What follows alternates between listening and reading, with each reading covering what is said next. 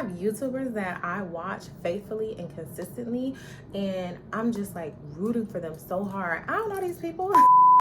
Hello, and welcome back to my channel. If this is your first time seeing me, my name is Jessica Mercedes, and I'm so glad that you decided to watch this video today.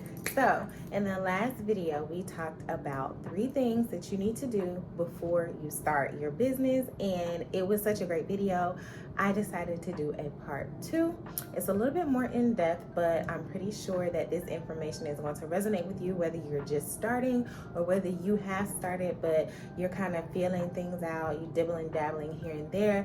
And I personally have done these things and they have worked for me. I've been business coaching for over 10 years now. I've been an entrepreneur for over 15 years now, and everything that I'm going to show you today is something that's helped me catapult my business, and it's also helped my clients. So let's hop right into it. The first thing that you should do before you create a business, or before you actually actively start participating in your business, because we know there's some background work you have to do first, is create a schedule. If you do not stick by a schedule, if you do not have a calendar, things are going to be very difficult for you, and you can find yourself wasting a lot of time. A schedule allows the opportunity for you to stay consistent, because you're going to wake up every day and know exactly what it is that you're supposed to do. Another reason why a schedule is important is because it helps you to not become burnt out. I created a schedule because I have 5 kids, I have a husband, I have 2 businesses, and I know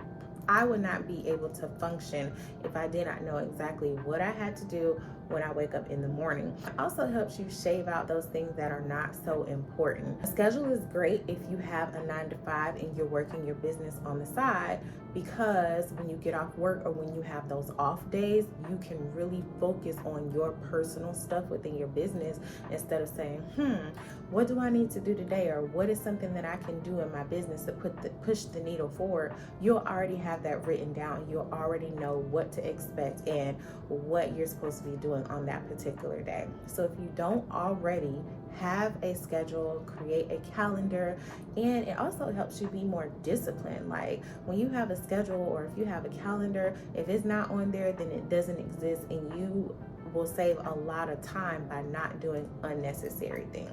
So make sure you get you a schedule. Make sure you stick with it. You can use like Google Calendar. That's one of my faves, because you can have it on your phone, you can have it on your tablet or wherever, and it also sends you email alerts.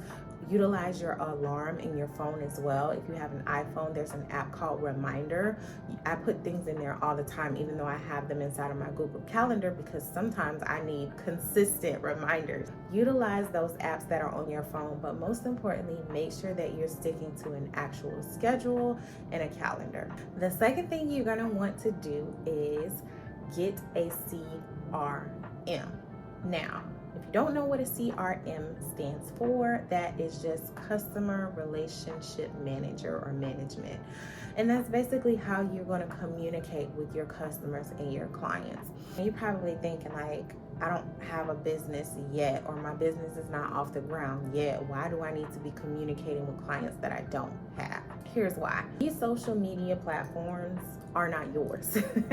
I don't know if you guys remember, but like a year or so ago, Instagram crashed. Like it was not working. Facebook was not working. You couldn't get in, or if you did log in, you saw the same thing on your feed. Like everybody was in a frenzy about it. Everybody was on Twitter talking about it. And that is a prime example of why you need to build your list. These social media platforms and everything that you post on them do not belong to you, and they can go away at any point in time. Your list is with you forever. That's your list. You can download it into a CRV, or put it in your Google Drive. Like you can, that's yours. Nobody can take that away from you. How many times have people talked about their Instagram being hacked? I have a friend who was hacked at like 22,000 followers on Instagram. For her Facebook Reels, she was owed like $2,000 something. She never got her money because her account ended up being hacked. So now, not only can it pause your communication with your potential clients and the prospects, it can also stop your money. And me personally, I don't want anything stopping my money. So build your list, create your CRM, start making your emails, which we talked about in the last video. and build your list, because email is not dead. People are still in their emails, and if you're crafty and you know how to create emails that sell, you'll make a lot of money and don't have to show up on social media that much. Get you a CRM, build your list, and that is going to be how you communicate with your clients. Now, the third thing that you should do before you start your business, or even if you've already started, is create content. Now, I know we hear create content a lot, but I want to get really specific about why you should create the content, because we know we should create content. And if you're watching this and you're like, I haven't started my business yet, or I just started my business, I don't have anything to sell, why am I creating content? Here is why. The content allows for your potential clients or customers to get to know you. You show them the behind the scenes of you starting your business. You show them you ordering your products. You show them you creating your digital products or servicing clients for free while you build your clientele. You show them all of that because you want to take them on a journey. Me personally, I don't buy things from people who show up on social media all perfect and polished. In 2024, people are looking for authenticity. So if you're showing up and you have it all together, like you don't have any flaws or you're not making any mistakes, I'm gonna be like, I'm not sure. But show me the business owner who I saw built their thing from the ground up. They show me their failures. They're showing up on camera looking a hot mess. They're talking about their bad moments. Like, that's relatable. And people want to buy from and get to know people who are relatable. Once you take your client on a couple of weeks, a couple of months, a couple of years of you building your business from the ground up and showing them the ins and outs of the things that you're doing, they're going to feel like they know you. Like, I have people that I follow on Instagram that I've never met a day in my life, and I'm like, that's my girl. Like, when I see them on my feed, I'm proud of them, or I'm excited for them about the things that they've done because I've watched their journey and I followed them for so long. Same thing with YouTube. I have YouTubers that I watch faithfully and consistently, and I'm just like rooting for them so hard. I don't know these people, but I feel like I know them because they've shared so much, and not even personally, like in their personal life, but just sharing so much of why they're doing what they're doing and who they're servicing and the authenticity behind the brand that they're building. Like, that type of content is unmatched. Like, yeah, you can show up and you can do a reel about what you're selling, but what's going to really resonate with people is your story and how you got there and the journey that you're taking them on. Like, stories are selling. Don't be afraid to shoot the behind the scenes. Show up on camera looking crazy if you have to. Because again, in 2024, people are looking for authenticity.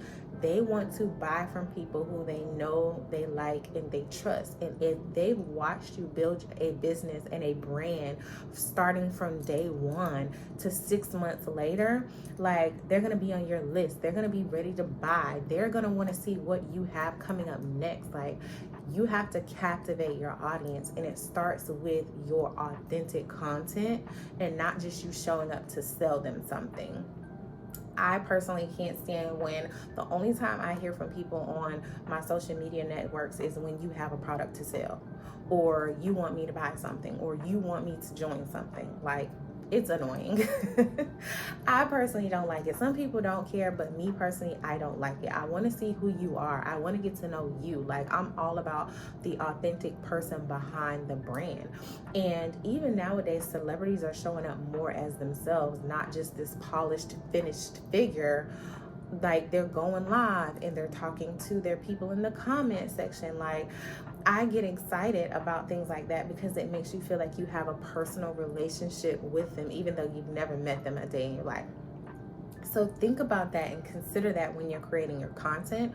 Don't just pop up when you have a finished product and something to sell. Like, show us who you are, girl. Like, what you're doing behind this brand, or how are you building it, and what are your failures? Do not be afraid to fail, because a lot of times your failures are going to help someone else avoid that same pitfall. And again, it shows how authentic you are and that you don't have it all together. So I hope this video resonated with you. I hope those 3 things were helpful. And just a quick recap, when you're starting a business, number 1, you want to create and stick to a schedule and utilize your calendar. Number 2, you want to get a CRM. You want to get people off of your social media onto your list, okay? And number 3, you want to start creating content. You want to show the behind the scenes. You want to take your audience on a journey. Why? Because stories are selling. Hope you like this video. I hope it was helpful, and I really want you to start implementing. Share in the comments how this made you feel, what you thought about it. Give me some feedback, and I'll see you guys on the next video.